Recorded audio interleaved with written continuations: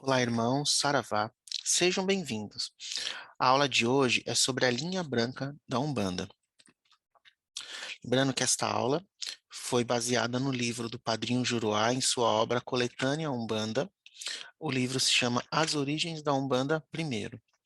Lembrando que todos os livros do Padrinho Juruá encontram-se disponíveis gratuitamente para download no site do Templo da Estrela Azul. Nesta aula, vamos ver noções sobre a linha branca de Umbanda e Demanda e vamos entender o que é a linha branca de Umbanda do Caboclo das Sete Encruzilhadas, suas características, rituais e finalidades. Veremos a visão da doutrina espírita, mas sem a visão do kardecismo, que é uma outra modalidade do espiritismo. Lembrando que em doutrina espírita não há nada que se condene às práticas da linha branca de Umbanda. Para esse trecho em seu livro, o Padrinho do Juruá se baseou em importantes reportagens originais de Leão de Souza, publicadas em jornais da época dos anos de 1930. Esses textos tiveram grande importância para o estudo da Umbanda na época e continuam até os dias de hoje. O espiritismo em toda parte varia em modalidades, dividindo-se em ramificações. Naquela época, que a capital nacional ainda era na cidade do Rio de Janeiro, os centros eram ligados pela orientação e pelos rituais tradicionais dos velhos tempos egípcios. Havia também algumas adaptações locais sobre antigos costumes e modelos indianos, o que gerava algumas subdivisões do espiritismo. O estudo do espiritismo científico não era cultuado integralmente e pouco cultivado pelos religiosos, o que tornava ainda mais valioso os textos de Leal de Souza, perdão. Falando sobre a linha branca de Umbanda, a organização da Umbanda corresponde a determinadas zonas da terra. A constituição de um terreiro de Umbanda possuía variações culturais, morais, intelectuais influenciadas pelas populações locais. Por isso, no espiritismo de linha se reveste nos diversos países de aspectos e características regionais. Nas falanges da linha de Umbanda e Demanda brasileira, por exemplo, identificam-se índios de quase todas as tribos nacionais. Estudando as manifestações de caboclos e pretos velhos, é possível distinguir tendências nas mentalidades desses dois ramos da árvore da vida humana e notar diferentes costumes de seus povos. Mas também é possível perceber influências que eles receberam em contato com os povos onde atuam. Pegamos, por exemplo, um caboclo autêntico, aquele vindo da mata, cujo aprendizado vem do outro plano. Ele possui um entusiasmo mais intolerante, sua postura é intransigente, parecida com a de um frade. Fala sem conter sobre os nossos defeitos e até as nossas atitudes. Ouve as queixas do que sofrem com a vida, respondem de forma zangada que o espiritismo não é para ajudar ninguém na vida material e atribui os nossos sofrimentos a erros e os karmas. Mas com 2 ou 3 anos no meio de nós, já passa a suavizar a sua fala e passa a sentir dor das dores dos encarnados e só quer vê-los felizes. O preto velho, que já conhece a dor como poucos, não pode ver alguém chorar sem chorar também, e quase sempre sai a desbravar os caminhos dos necessitados antes mesmo que lhe peçam. O negro da África difere um pouco do da Bahia. Na sua bondade, auxilia quem pode, porém às vezes se irrita com os arrogantes e os ingratos. Mas o da Bahia, em casos semelhantes, se enche de piedade, pensando nas dificuldades que os maus sentimentos vão levantar na estrada de quem os cultiva. A linha branca de Umbanda e Demanda tem o seu fundamento no exemplo de Jesus. Quando o homem prejudica por inconsciência, a lei da Umbanda manda esclarecer a ele sobre o erro, ou seja, educar, para impedir que continue com tal ação maléfica. Já, se o homem causa prejuízo a outro por maldade, ele é reprimido de forma simples e direta. O sofrimento que nos afligem são uma prova ou aprovação ou provação ou provém dos nossos próprios erros. Em caso de prova, temos de suportá-la até o limite extremo. Os filhos de Umbanda procuram atenuá-las, aprendendo a resignação e também ensinando-a, mostrando-nos a bondade de Deus que nos permite o resgate de nossas culpas sem puni-las com penalidades eternas, descrevendo-nos quadros de nossa felicidade futura. Se as dores e dificuldades significam consequência de nossas faltas, os protetores de Umbanda nos aconselham a repará-las, conduzindo-nos com amor e paciência ao arrependimento. O objetivo da linha branca de Umbanda e Demanda é a prática da caridade, libertando de obsessões, curando as moléstias de origem ou ligação espiritual, desmanchando os trabalhos de magia negra e preparando um ambiente favorável a seus adeptos. Na linha branca de Umbanda, temos também a incorporação. Esse é um fenômeno complexo que se processa mediante evento psicológico, físico e espiritual. E tem na linha branca de Umbanda a expressão máxima de sua transcendência. É como se o espírito pegasse emprestado o cérebro, a voz e mãos do médium, para orientar verbalmente ou pela escrita e dar passes também. Os espíritos de luz que baixam à Terra e se conservam em nossa atmosfera orientam falanges ou desempenham outras missões, sem contrariar os desígnios em que se enquadram as funções de todos os servos da fé, sejam grandes ou pequeninos.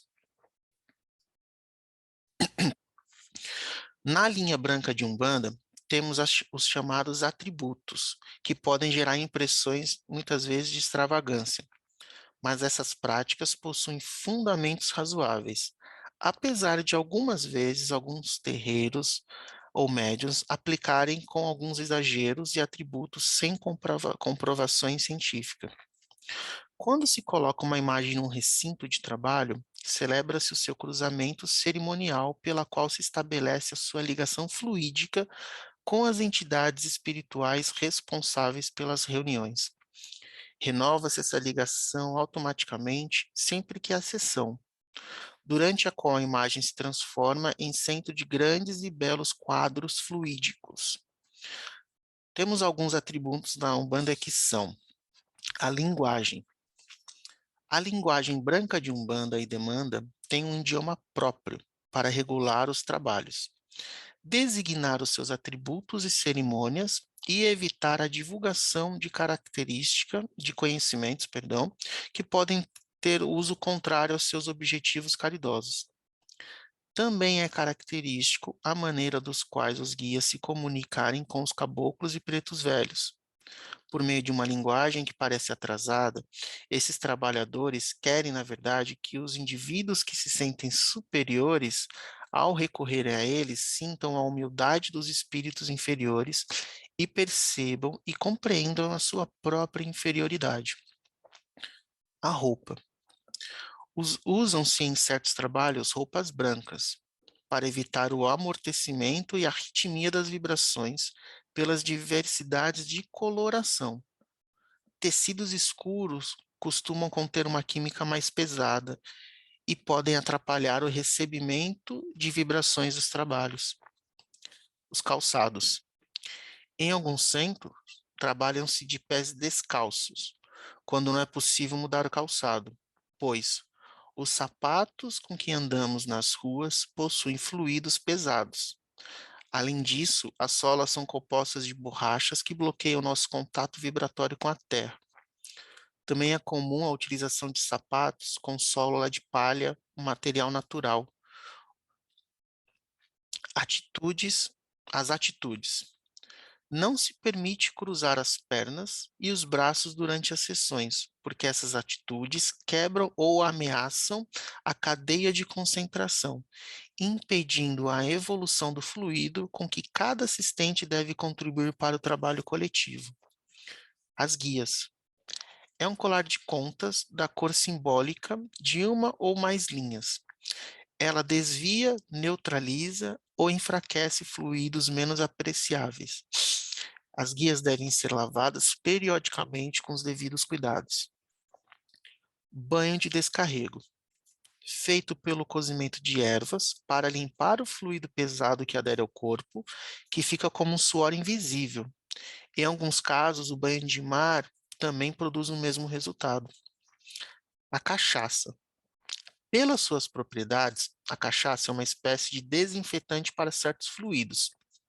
Estimula outros bons, atrai pelas vibrações aromáticas determinadas entidades e outros bebem quando incorporados, em virtude de reminiscência da vida material.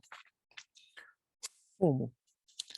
Atua pelas vibrações do fogo e do aroma. A fumaça neutraliza os fluidos magnéticos adversos.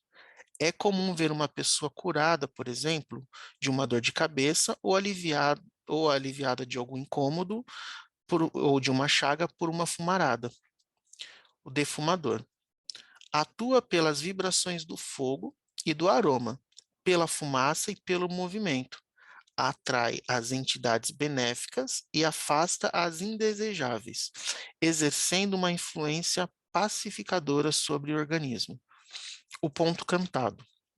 O ponto contado é um hino que atua pelas vibrações, opera movimentos fluídicos, harmonizando os fluidos e auxilia na incorporação. Chama algumas entidades e também afasta outras. Algumas vezes parece incoerente, pode parecer incoerente. Isso porque os espíritos que nos ensinam os pontos o compõem de modo a alcançar certos efeitos no plano material, sem revelar aspectos do plano espiritual. Acaba tendo duplo sentido. O ponto riscado. O ponto riscado é um desenho emblemático ou simbólico. Atrai a concentração que determina para ser traçadas entidades ou falanges que se refere. Tem sempre uma significação e exprime, às vezes, muitas coisas em poucos traços. O ponteiro, ele é um punhal pequeno, de preferência com cruzeta ou empunhadura.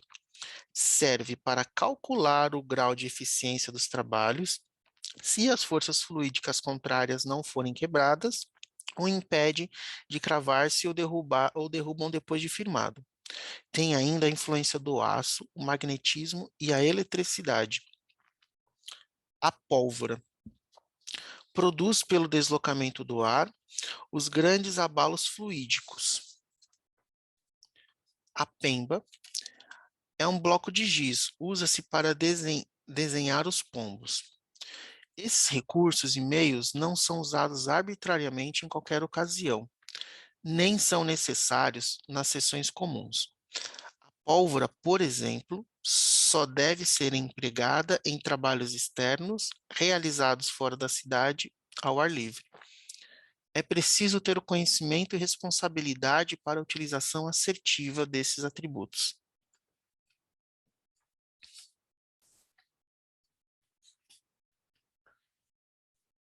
As sete linhas brancas de Umbanda. A linha branca de Umbanda e Demanda compreende 7 linhas. A primeira é de Oxalá, a segunda é de Ogum, a terceira de Oxóssi, a quarta de Xangô, a quinta de Iansã, a sexta de Iemanjá, a sétima é a linha de Santo, também chamada linha das almas. Essas designações significam na língua de Umbanda o seguinte: a primeira é Jesus, em sua invocação de Nosso Senhor do Bonfim. A segunda é São Jorge.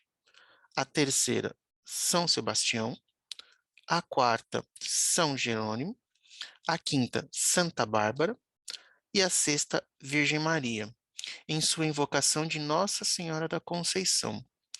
A linha de santo é transversal e mantém a sua unidade através das outras. Cada linha tem o seu ponto emblemático e a sua cor simbólica. A de Oxalá é branca, a de Ogum é vermelha, num tom encarnada, uma coisa entre o rosa e o vermelho.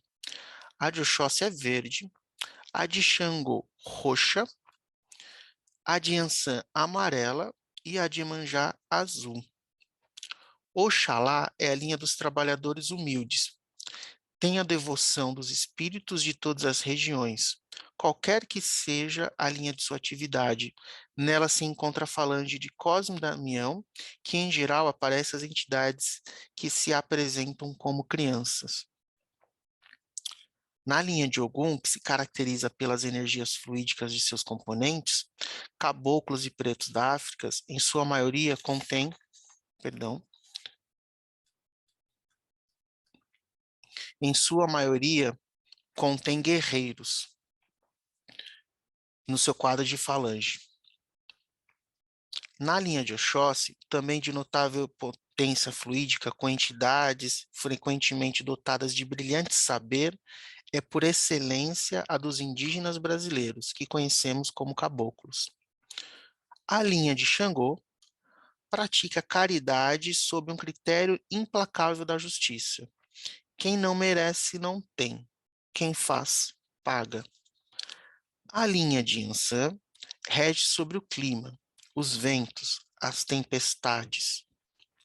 Entre seus membros desencarnados, muitos na existência térrea eram devotos de Santa Bárbara.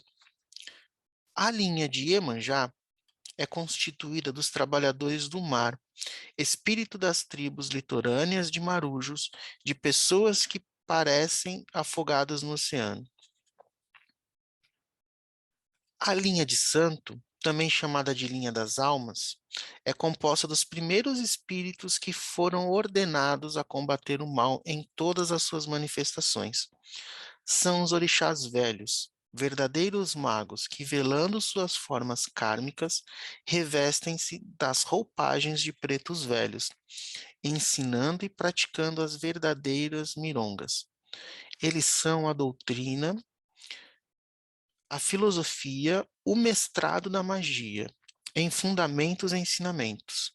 Geralmente gostam de trabalhar e consultar sentados, fumando cachimbos, sempre numa ação de fixação e eliminação através de sua fumaça. Os trabalhadores espirituais da linha de santo, caboclos ou negros, já pertenceram antes à linha negra e têm suas missões essenciais na branca. Preparam, em geral, os despachos destinados aos povos da encruzilhada e procuram converter amigavelmente seus antigos companheiros da suspensão de hostilidades contra os filhos e protegidos da linha branca. Essa falange também é responsável por recolher as almas que já apresentam as condições mínimas para serem encaminhadas para planos superiores do mundo espiritual. Em geral, estas almas são levadas pelas entidades para abrigos, hospitais, escolas, colônias espirituais como o Nosso Lar ou outras. Todas as falanges têm características próprias, que se reconhecem os seus trabalhadores quando incorporados. Os membros das falanges dos indígenas formam os povos das matas. Dos marujos e espíritos da linha de Manjá formam o povo do mar. Os pretos africanos, o povo da costa. Os baianos, o povo da Bahia. As diversas falanges e linhas agem em harmonia, combinando seus recursos para a eficácia da ação coletiva. Vamos imaginar um exemplo. Uma pessoa está sofrendo com uma vibração obscura sobre sua vida, lhe causando prejuízos em sua vida pessoal e danos materiais. Os trabalhadores espirituais da linha de santo agem junto a seus antigos companheiros da encruzilhada, para conseguir o abandono pacífico do perseguido. Espíritos da falange de Oxóssi tecem as suas redes de captura contra as causas dessas energias maléficas. A falange guerreira de Ogum cria uma resistência diversa, opondo por blocos fortíssimos de espíritos adestrados nas lutas fluídicas, trabalhando fora da cidade e à margem de um rio. Com a pólvora, sacudem o ar, produzindo-se formidáveis deslocamentos de fluidos. Apelam depois para os meios magnéticos e, por fim, as descargas elétricas fagulham na limpidez puríssima. Os trabalhadores de Iemanjá com as águas do oceano, auxiliados pelos de Yansan, resíduos do mal, enquanto os servos de Xangô encaminham os rebeldes submetidos à justiça.